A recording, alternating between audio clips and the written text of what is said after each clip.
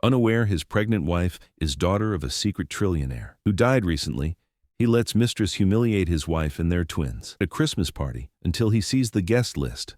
Part 2. 3 months after Evelyn Carter walked out of that Christmas party as the secret daughter of a trillionaire, her ex-husband Mark did something that proved he'd learned absolutely nothing.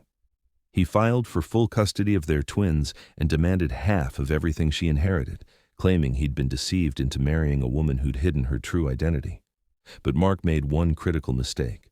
He forgot that the pregnant wife he'd let his mistress humiliate in front of the most powerful people in the country wasn't just rich now. She owned the law firms he hired, the judges reviewing his case, and the media outlets that could destroy him with a single headline. What he didn't know was that his lawyers had already been contacted by Evelyn's people before he even signed the papers, and every move he was planning had been anticipated, documented, and was about to be used against him in ways he couldn't imagine. The morning Mark's custody petition arrived at Evelyn's estate, delivered by a nervous process server who apologized 3 times before handing it over. She was sitting in her father's old office, now hers, 7 months pregnant, and reviewing files that revealed something that made the Christmas party humiliation look like a warm-up act. Her father hadn't just built a financial empire. He'd created a network of protection for people like her, people who'd been made invisible, abused, silenced. And buried in those files was a folder labeled Carter Mark, Investigation File, Alpha Priority. Her father had been watching Mark for 2 full years before he died. Every affair, every hidden account, every lie Mark told her while pretending to be a devoted husband. William Hayes had documented it all, waiting for the day his daughter would need the truth in her hands like a loaded weapon. But here's what made Evelyn's hands shake as she read through page after page of evidence. Mark hadn't just been cheating with Sienna Blake. There were 4 other women over 3 years, including one of Evelyn's former co-workers who'd smiled in her face at playdates while sleeping with her husband. Mark had opened credit cards in Evelyn's name without her knowledge, racking up debt he planned to hide until he could blame her for it. And worst of all, he'd met with a lawyer 6 months before the Christmas party to discuss divorcing Evelyn and claiming she was mentally unstable to gain full custody. But he'd waited because his mistress Sienna convinced him to stay married until he secured the deals he needed from her company first. Mark had planned to leave her. He'd planned to take the children. He'd planned to destroy her credibility. The only thing that stopped him was discovering she was worth $2.3 trillion, and suddenly his strategy shifted from abandonment to entitlement. Noah and Lily were in the next room playing with their new puppy, a golden retriever Evelyn had gotten them after the divorce, trying to rebuild some sense of normalcy in a life that had exploded into mansions, security guards, and strangers who bowed when she entered rooms. The twins had nightmares sometimes. Noah woke up crying, asking if Daddy was going to take them away. Lily had started wetting the bed again, something she hadn't done since she was 3.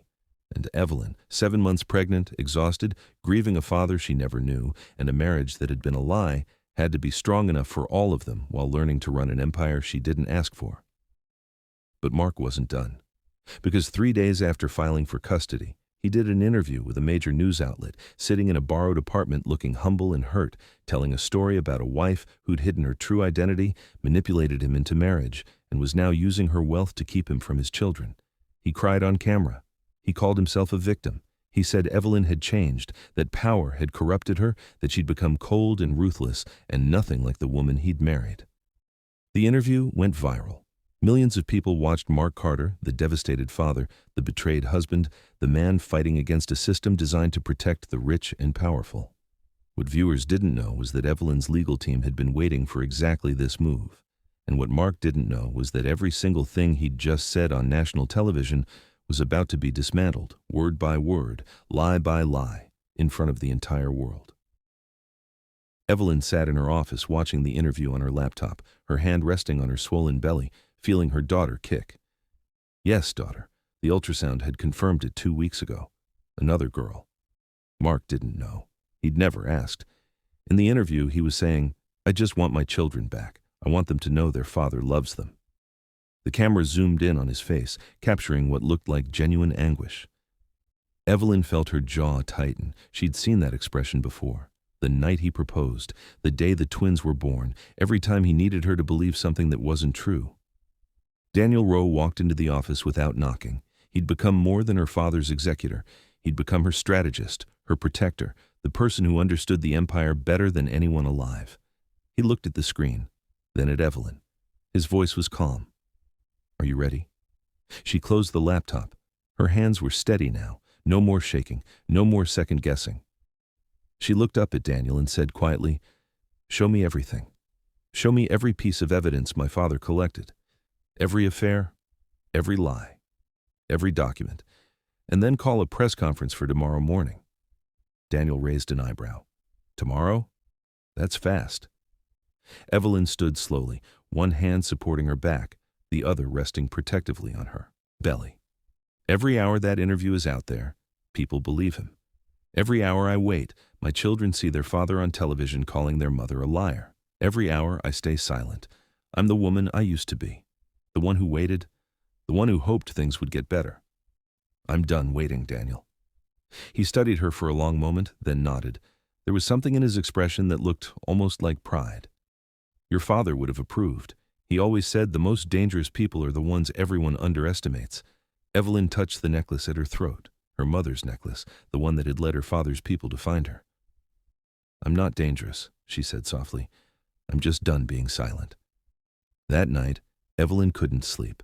She walked through the massive house her father had built but never lived in, a house that now belonged to her, filled with furniture she hadn't chosen and art she didn't understand, and rooms that echoed with emptiness.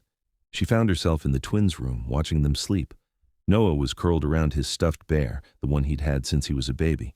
Lily was sprawled across her bed, blankets kicked off, fearless even in sleep.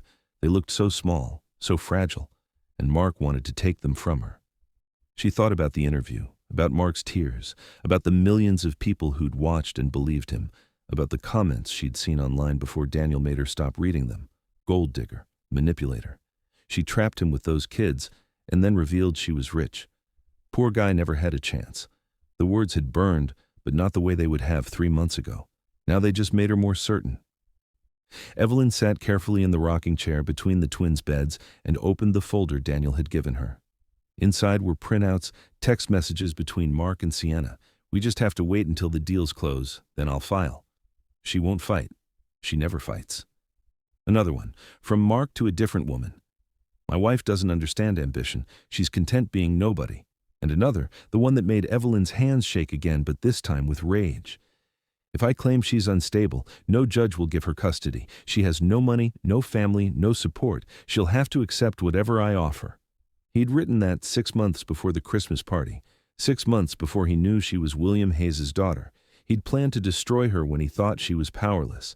Now that she had power, he wanted half of it.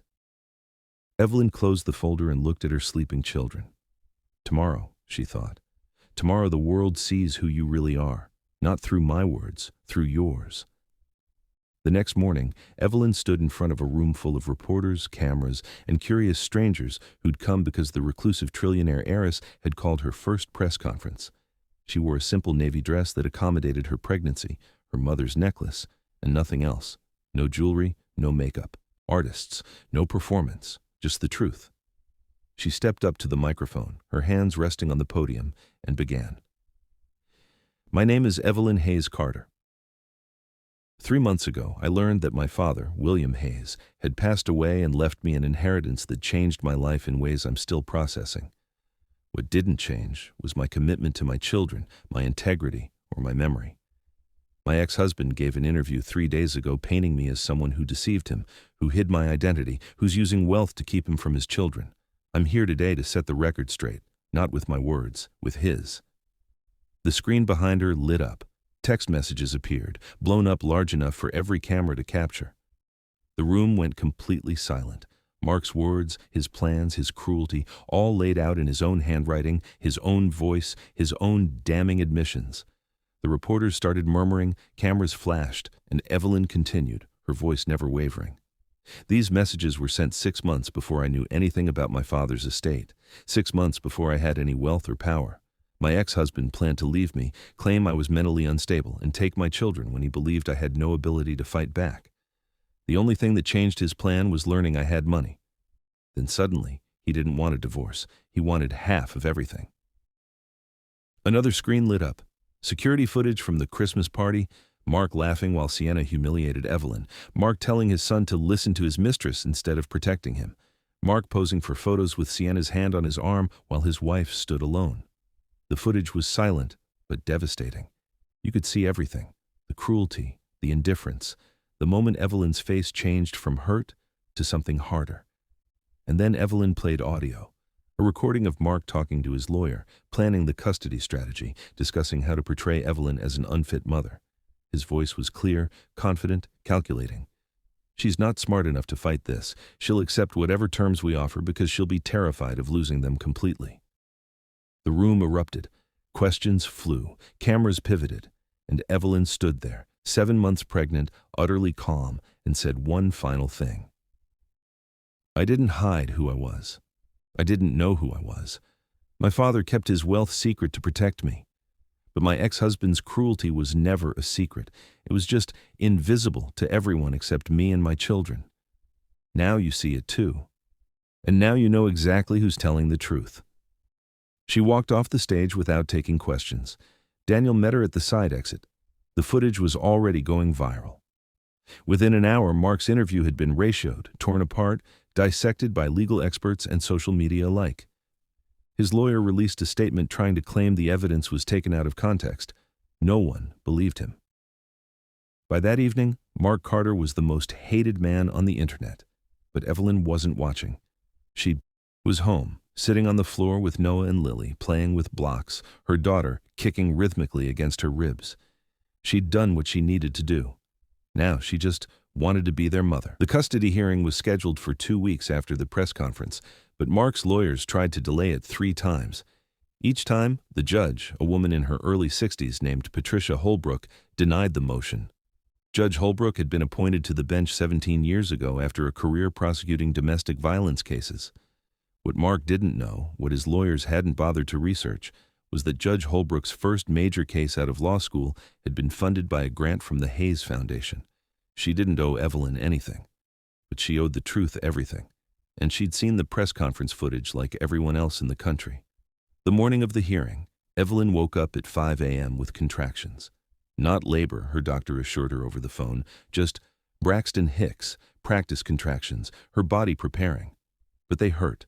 They made her breathe carefully, slowly, one hand pressed against her lower back. Noah found her in the kitchen at 6, already dressed in a gray suit that made her look older, more severe, more like someone who'd inherited an empire instead of someone who still remembered what it felt like to mend her children's coats to save money. "Mommy, are we going to see Daddy today?" Noah's voice was small, uncertain. He was 7 now, old enough to understand that something was broken between his parents, too young to understand why. Evelyn knelt down slowly, carefully, ignoring the pressure in her belly. "Yes, sweetheart. We're going to court. The judge is going to ask some questions and then decide what's best for you and Lily." Noah's eyes filled with tears. "I don't want to leave you." Evelyn pulled him close, breathing in the smell of his shampoo, feeling his small heart beating against her chest. "You're not going anywhere, I promise. I will never let anyone take you from me." She meant it, not as a hope, as a fact. Because Evelyn had learned something in the 3 months since the Christmas party. Power wasn't just about money or influence or the ability to make phone calls that moved mountains. Power was about deciding what you would and wouldn't accept and then building a life around that choice. She would not accept losing her children. Everything else was just strategy. The courthouse was surrounded by media, cameras everywhere, reporters shouting questions. Evelyn's security team, led by a former Secret Service agent named Marcus Webb who'd been assigned by Daniel, created a path through the chaos. Mark arrived separately, flanked by his own lawyers, looking thinner than she remembered, his suit expensive but ill-fitting, like he'd borrowed it or lost weight he couldn't afford to lose. Their eyes met for just a second across the courthouse steps. His expression was complicated. Anger, yes, but also something that looked like fear.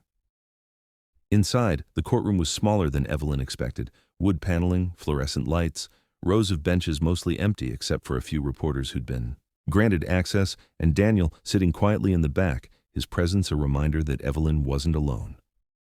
Judge Holbrook entered and everyone stood. She was shorter than she looked in photos, but her presence filled the room. She sat, adjusted her glasses, and looked directly at Mark, then at Evelyn. "This is a custody hearing, not a trial," she began, her voice crisp and no nonsense. But given the public nature of recent events, I want to make something very clear.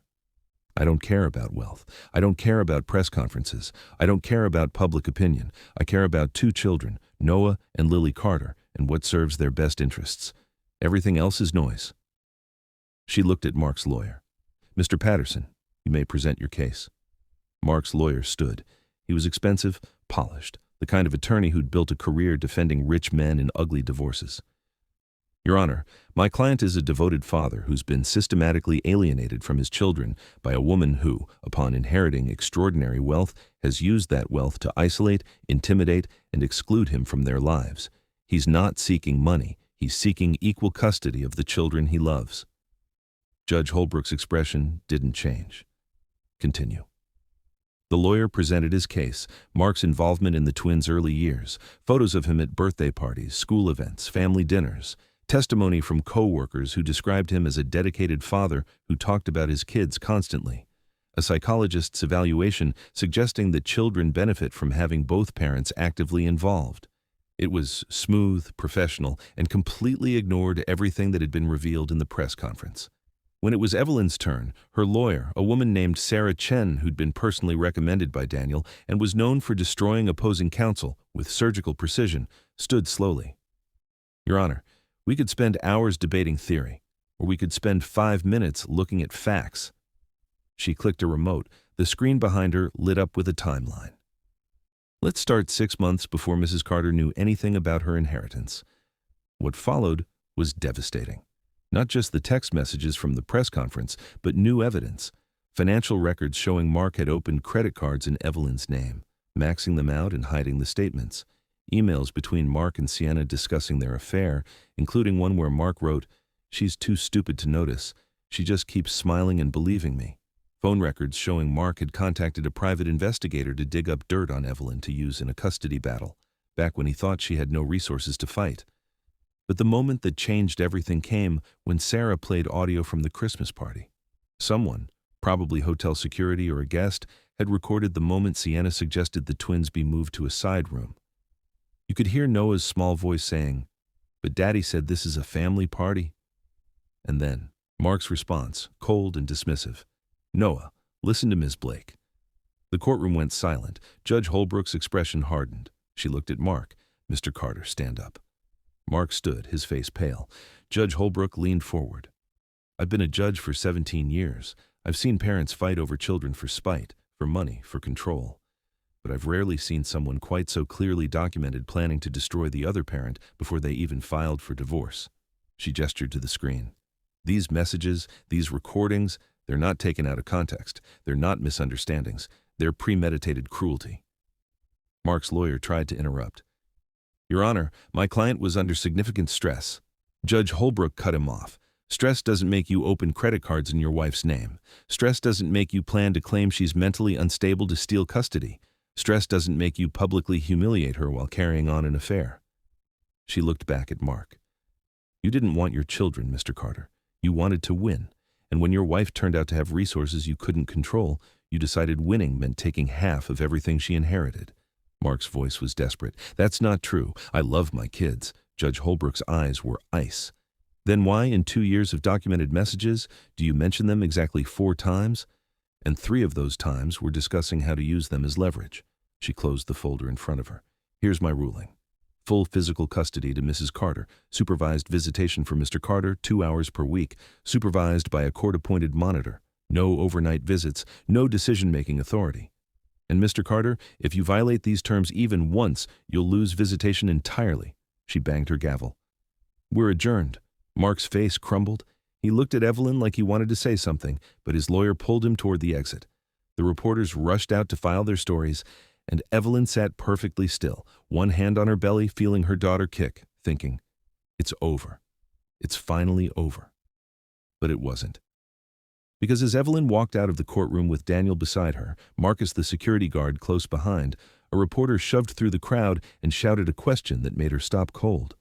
"Mrs. Carter, is it true your father's fortune came from illegal arms deals and trafficking? Is that why he kept it secret?" Evelyn turned slowly. The reporter was young, eager, holding a microphone with a logo she recognized, one of the few outlets not controlled by her father's network. What are you talking about? The reporter pushed closer. We've been investigating the Hayes Foundation. There are offshore accounts, shell companies, transactions that don't make sense. Some people are saying your father wasn't a businessman. He was a criminal. And you just inherited a criminal empire. The words hit like a physical blow. Evelyn's vision swam. Daniel stepped forward immediately, his voice sharp. No comment. This interview is over. But Evelyn grabbed his arm. Wait. She looked at the reporter. What evidence do you have?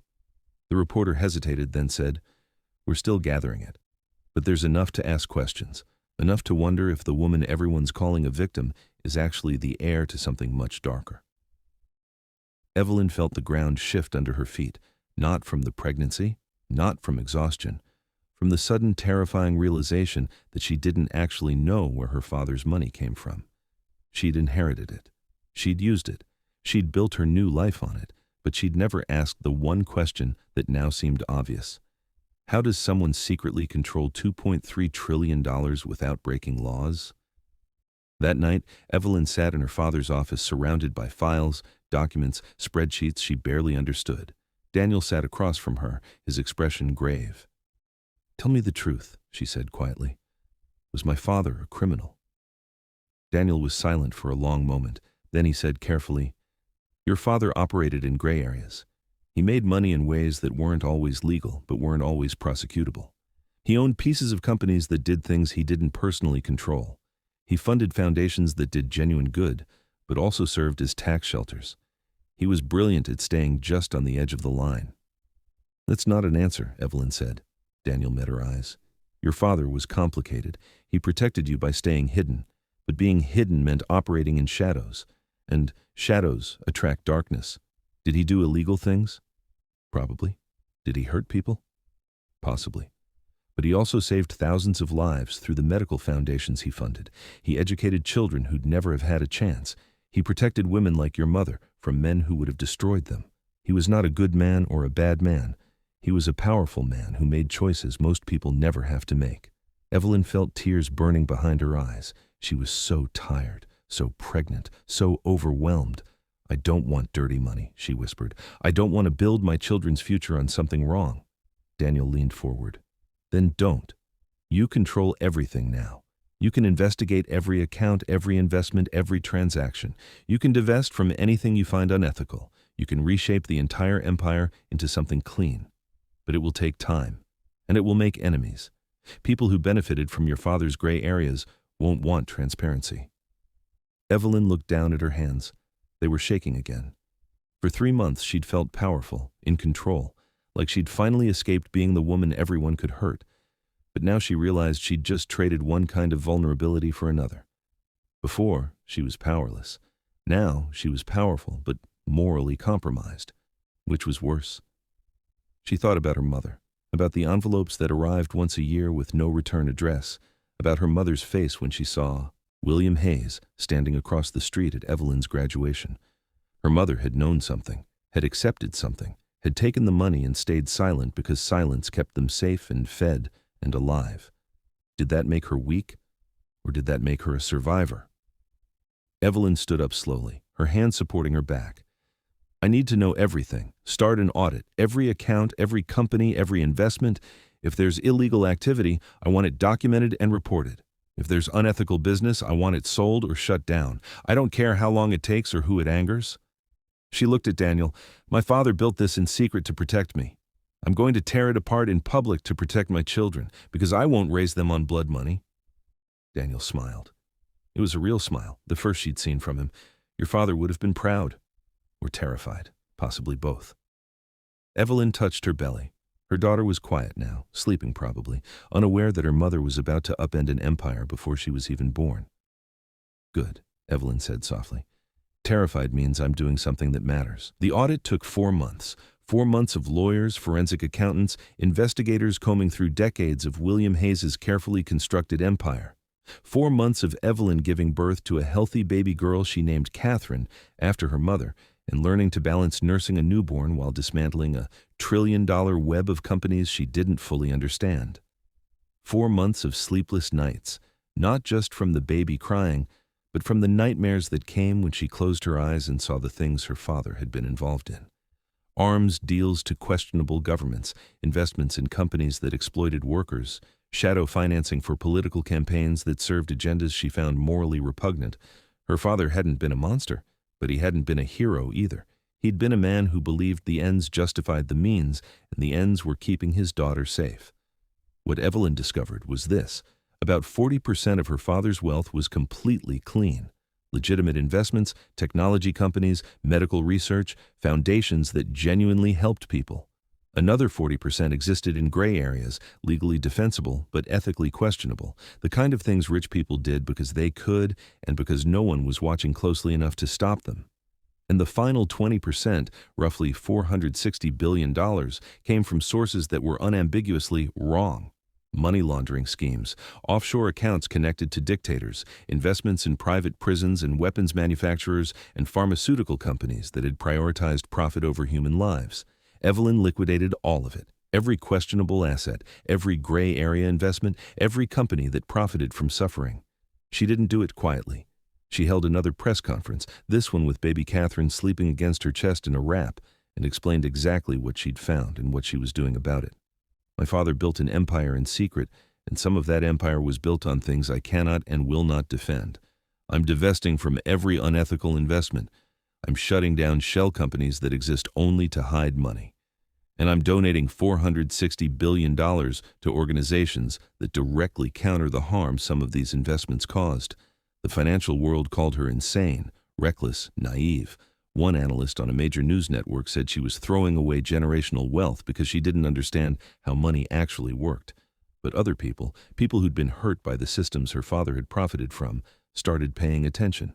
Workers whose jobs had been destroyed by companies Hayes had invested in, families who'd lost loved ones to opioids manufactured by pharmaceutical companies in his portfolio, veterans damaged by wars his weapons funding had prolonged.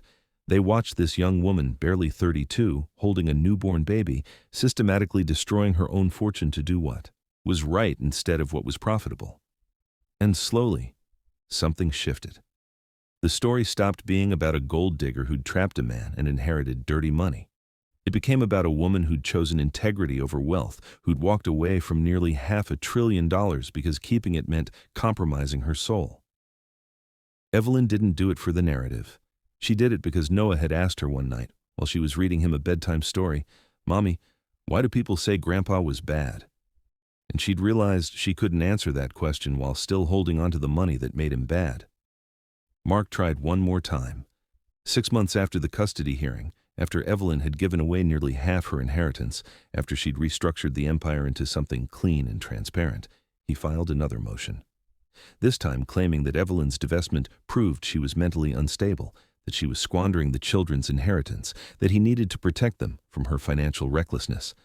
The motion was denied within 48 hours. Judge Holbrook didn't even schedule a hearing.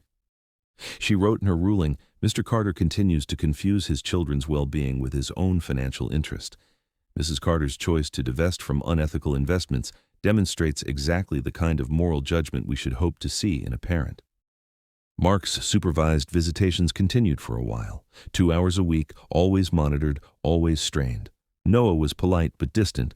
Lily barely spoke to him. And after 8 months, Mark stopped showing up. His lawyer sent a letter saying Mark was focusing on rebuilding his career and thought it would be less confusing for the children if he stepped back for a while. Evelyn read the letter twice, waiting to feel something. Anger, maybe, or vindication. But all she felt was tired, and maybe a little sad. Not for herself. For the man Mark could have been if he'd chosen differently. 1 year after the Christmas party, Evelyn stood in the ballroom of the same hotel. It looked different now. Not because the space had changed, but because she had. She was hosting a fundraiser for a foundation she'd created, one that provided legal services and financial support to women leaving abusive marriages. The guest list was different this time. Not senators and CEOs trying to curry favor, just people who'd survived, who'd fought, who'd refused to stay silent, women like her mother, women like the person she used to be. Noah and Lily were there, dressed up and excited, helping hand out programs. Baby Catherine was with a nanny upstairs, probably sleeping through the whole thing, and Evelyn wore the same simple green dress from that night, the one that used to make her feel invisible. She'd had it altered to fit her post-pregnancy body, but she'd kept it intentionally. A reminder, not of the pain, but of the moment she'd stopped accepting it. Daniel found her standing near the registration table, the exact spot where she'd picked up the guest list that had changed everything. "You know," he said quietly, "your father planned that night for 3 years. He knew exactly when to reveal your inheritance. He knew Mark would be there. He knew how it would unfold." Evelyn looked at him. "He wanted Mark humiliated?" Daniel shook his head. "He wanted you freed. He knew you'd never leave Mark on your own. You loved him too much. You were too loyal. So he built a moment where you'd have no choice but to see the truth. The guest list, the foundation coordination, even Sienna's invitation, it was all designed to put you in a position where you'd finally understand your own worth." Evelyn felt tears prick her eyes. "That's manipulative," Daniel smiled. "That's love. Complicated, flawed, manipulative love. Your father couldn't be there for you, so he built a future where you wouldn't need him to be. He gave you power, yes, but more than that, he gave you a reason to use it." Later that night, after the fundraiser ended and the twins were asleep and baby Catherine was nursing quietly in her arms, Evelyn sat in the dark nursery and thought about everything that had happened. The Christmas party, the divorce, the audit, the choice to give away nearly half her inheritance, the choice to rebuild what remained into something good. She thought about Mark, wherever he was, probably still angry, still convinced he'd been wronged. She thought about Sienna, who'd sent a handwritten apology letter 6 months ago that Evelyn had read once and never responded to. She thought about her mother, who'd raised her alone with quiet strength and secrets she'd carried to the grave. And she thought about her father, the man she'd never known, who'd watched her from a distance and built an empire in the shadows and left her everything, including the mess of figuring out what to do with it. Was he a good man? She didn't know. Would she have loved him if she'd known him? She didn't know that either. But she knew this. He'd given her a choice, and she'd chosen to be different, not perfect, not uncomplicated, but different. Catherine finished nursing and fell asleep against Evelyn's chest, her tiny hand curled around Evelyn's finger. Evelyn looked down at her daughter and whispered, "I'm going to tell you about your grandfather someday. The good and the bad, the empire and the exile, the money and the morals, and then I'm going to let you decide for yourself what it all means. Because that's what love is, not protecting you from the truth, but giving you the strength to handle it." She stood carefully and laid Catherine in her crib. Then she walked to the window and looked out at the city lights stretching endlessly in every direction. Somewhere out there were women standing in back corners of rooms being made invisible by people who should see them. Somewhere were children watching their parents choose cruelty over kindness. Somewhere were people being told they didn't matter, that they were background, that they should be grateful for whatever scraps they were given. And Evelyn couldn't save all of them. She couldn't fix every broken marriage or stop every humiliation or prevent every moment of pain. But she could do what her father had done in his own flawed way. She could build something, not in secret this time, not in shadows, but in the open, in the light, where people could see it, and maybe, just maybe, believe that they deserved better, too. 2 years after the Christmas party, Mark sent a message through his lawyer. He wanted to see the children, not for custody, not for money, just to see them, to try to rebuild something. Evelyn read the message 3 times. Then she called Daniel. "What do you think?" Daniel was quiet for a moment. "I think people can change, not always, but sometimes. And I think your children deserve the chance to know their father if he's genuinely trying, but only if you feel safe, only if it's on your terms." Evelyn thought about it for a week. Then she agreed. Supervised visits in a public place with her present. Mark showed up at the park on a Saturday morning looking older, humbler, wearing jeans and a plain t-shirt instead of the expensive suits he used to armor himself in. Noah was cautious. Lily was skeptical. But after an hour of awkward conversation and playing on the swings, something small shifted. Not forgiveness, not reconciliation, just the tiny possibility that maybe someday they could build something different from the wreckage. Evelyn watched from a bench, Catherine sleeping in her stroller beside her. Mark caught her eye once and mouthed, "Thank you." She nodded, not because she forgave him, not because she'd forgotten, but because she'd learned something her father never had. That power wasn't just about control or protection or building walls high enough to keep the danger out. Sometimes power was about opening a door and seeing what walked through. and trusting yourself enough to close it again if you needed to. 5 years after the Christmas party, Evelyn stood in front of a Senate committee investigating financial reform. She was testifying about the shell companies and offshore accounts that had allowed her father to hide his wealth for decades. She wasn't defending him. She was explaining exactly how he'd done it so the loopholes could be closed. Some people called her a traitor to her class. Others called her brave. Evelyn didn't care much about either label. She just knew that the systems that had hidden her father's empire were the same systems that allowed rich people to escape accountability while everyone else suffered the consequences. When the hearing ended, she walked out of the Capitol building into the spring sunshine. Noah and Lily were waiting with Daniel. They were 12 now, tall and confident and remarkably well-adjusted considering everything they'd been through. Catherine was 5. Obsessed with dinosaurs and absolutely fearless. They looked at their mother and Noah asked, "Did you change the world today, Mom?" Evelyn laughed. "Not yet, but maybe I moved it an inch." Catherine grabbed her hand. "That's good, Mommy. Inches add up." Evelyn squeezed her daughter's hand and thought, yes, they do. That night, Evelyn sat at her desk and opened the bottom drawer where she kept her father's letter, the one he'd written before he died. She'd read it 100 times, but tonight she noticed something she'd missed before. At the very bottom, in handwriting so small, she'd thought it was just a scratch mark, were 4 more words. "You were always enough." Evelyn traced the words with her finger. Then she closed the letter, put it back in the drawer, and turned off the light. She was enough, not because of the money, not because of the empire, not because she'd given it away or kept it, or done the right thing or made mistakes. She was enough because she'd decided she was. And no one, not Mark, not Sienna, not even her father's ghost could take that away from her. 3 months later, Evelyn received a letter from Mark. A real letter, handwritten, not sent through lawyers. It was short, just 3 paragraphs. "I'm sorry. I know that doesn't fix anything. I know I can't undo what I did. But I'm trying to be better, for myself, and hopefully, someday, for them. Thank you for giving me the chance." Evelyn read it once. Then she put it in a box with all the other artifacts from that chapter of her life. The custody papers, the press clippings, the photograph from the Christmas party that someone had taken of her standing in the back corner, hand on her barely showing belly, face full of hurt she'd been trying to hide. She looked at that photograph for a long time. Then she closed the box and put it in storage. Not forgotten, but finished. And Evelyn Carter, daughter of William Hayes, mother of 3, inheritor of an empire she'd chosen to reshape rather than simply rule, walked upstairs to read her children a bedtime story. Not about princesses who needed saving, but about ordinary people who discovered they were extraordinary all along. They just needed someone to stop telling them they weren't. The end.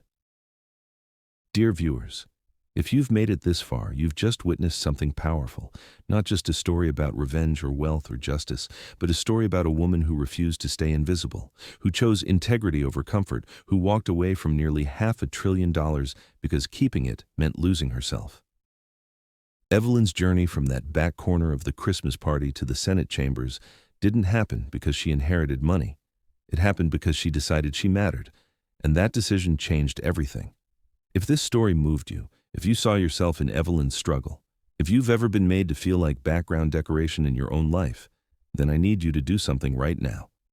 Subscribe to this channel, click that button and join a community of people who believe that being underestimated is not the end of your story. It's just the beginning.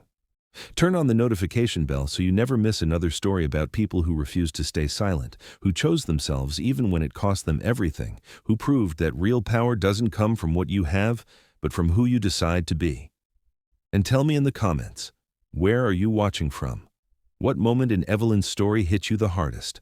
Was it when she realized the room was already hers? When she gave away the dirty money? When she let Mark try again with the kids? Or when she finally understood she was always enough? Your story matters. Your voice matters.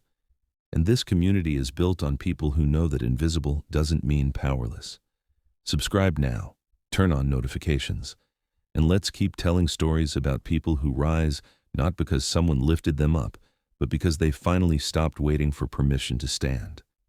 Thank you for being here. Thank you for witnessing Evelyn's journey. And thank you for believing that everyone, especially those the world tries to silence, deserves to be seen.